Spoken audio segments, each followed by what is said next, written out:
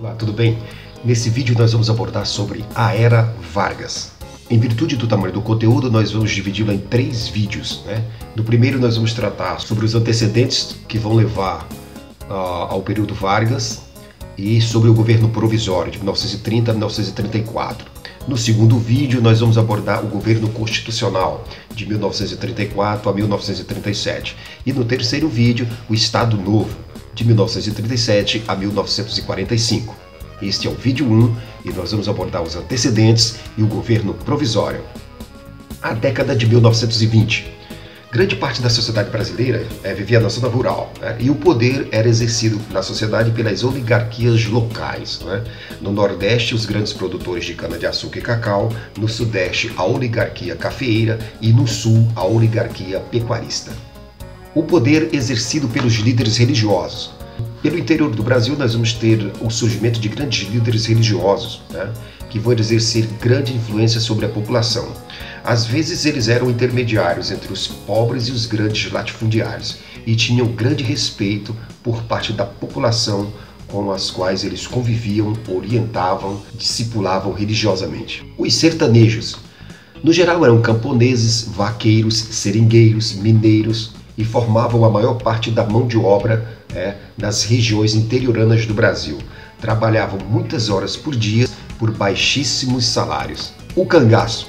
Os cangaceiros eram pessoas que haviam se revoltado contra a opressão dos grandes latifundiários, os coronéis, e passaram a viver na ilegalidade, assaltando, saqueando fazendas e pequenas cidades.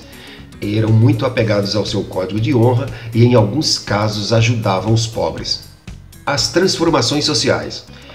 A nascente burguesia industrial brasileira estava muito descontente com a política econômica da época, do governo federal, que era denominada de oligarquia cafeeira, e estes exigiam medidas que protegessem a sua produção industrial brasileira, dificultando a importação de produtos ingleses, franceses e americanos. Os grupos brasileiros exigem maior participação política. Nessa década de 20, dominada pela oligarquia cafeeira, pelos grandes produtores rurais do interior do Brasil, vão sofrer críticas de outros grupos sociais que pretendem também, que têm interesse em maior participação política, como os industriais, os comerciantes, os profissionais liberais, os artistas, os militares e os operários. Os principais grupos sociais: os industriais, os militares e a classe média. Os industriais desejavam empréstimos para a produção e novos maquinários, e produziam biscoitos, chapéus, tecidos, calçados, implementos agrícolas e outros.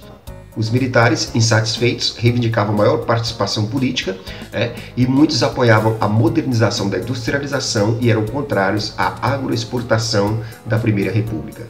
A classe média exigia maior participação política e era composta por profissionais liberais, comerciantes, à medida que o seu poder econômico aumentava. Os operários se organizavam em sindicatos, exigiam melhores condições de trabalho, e faziam greves por aumento salarial, diminuição da jornada de trabalho, 13º salário, férias, melhores instalações fabris e proibição do trabalho infantil. Havia também os latifundiários insatisfeitos com o governo federal. Eram os grandes produtores de açúcar e cacau do Nordeste que se sentiam discriminados pela política econômica do governo federal, que privilegiava a produção agroexportadora do café na região Sudeste. A compra e estocagem. A partir de 1927, com a queda do preço do café, os grupos agroexportadores, que estavam no poder e dirigiam a política econômica do governo, passaram a comprar e a estocar o excedente do produto. Isso vai desgostar por demais os outros grupos econômicos que não tinham o mesmo incentivo governamental. Os tenentes na década de 20. Provenientes da classe média urbana, eles organizaram inúmeros levantes militares, que vão ficar conhecidos como tenentismo. E eles criticavam o sistema eleitoral brasileiro, a dívida externa crescente, o descontrole das finanças públicas e o protecionismo do governo federal aos agroexportadores do café, em detrimento de todos os outros setores da economia, como por exemplo a indústria. Os tenentes da década de 1920 vão passar a defender reformas nas instituições republicanas, a centralização do poder, a defesa do nacionalismo, a modernização do exército e a destituição das oligarquias. É importante ressaltar que os tenentes consideravam os grupos oligárquicos como monarquistas. A Coluna Prestes foi uma marcha que percorreu todo o interior do Brasil entre 1925 e 1927, né? Percorreu mais de 24 mil quilômetros, com um efetivo que variou entre 800 e 1.500 homens, né? Militares do baixo escalão. A Coluna Prestes nasceu dos movimentos tenentistas de 1924, em São Paulo e no Rio Grande do Sul, e visavam derrubar o presidente Arthur Bernardes. Mais tarde, ela vai passar a ser liderada por Luiz Carlos Prestes. Aqui no mapa nós podemos ver o percurso feito pela Coluna Prestes entre 1925 e 1927. O objetivo da Coluna Prestes o objetivo era estimular a sublevação das unidades militares em todo o país contra as forças legalistas do governo, né? A coluna teve de enfrentar as forças legalistas, as doenças tropicais e a carência de armas, munição e alimentos. Após vários combates, os rebeldes se refugiaram na Bolívia. A política do café com leite chega ao fim, né? Na sucessão à presidência de 1929, ocorre um desentendimento entre as oligarquias de São Paulo e Minas Gerais. E os mineiros que esperavam a candidatura à presidência do seu governador, Antônio Marcos, né, tiveram essa sua esperança frustrada, pois o presidente Washington Luiz indicou o governador de São Paulo, Júlio Prestes. A Aliança Liberal, São Paulo, Minas e Paraíba, em 1929.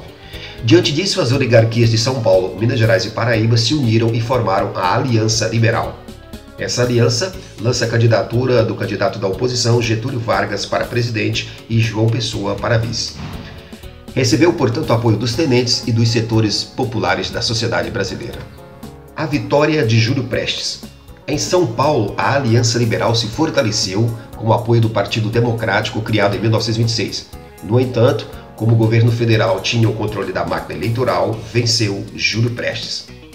O governo provisório, 1930 a 1934. A aliança toma o poder. Os militares oposicionistas começaram a tramar um golpe contra o governo, né? Mas a Aliança Liberal não queria pegar em armas. Mas em julho de 1930, João Pessoa foi assassinado por motivos pessoais.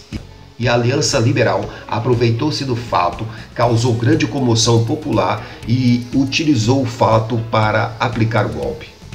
A Revolução de 1930 e o governo provisório. As tropas iniciam o movimento em 3 de outubro e em 23 do mês corrente, né, os rebeldes ocuparam a capital federal. Houve lutas em Minas Gerais, Pará, Rio Grande do Sul e São Paulo, onde se esperava maior resistência. A Revolução de 30.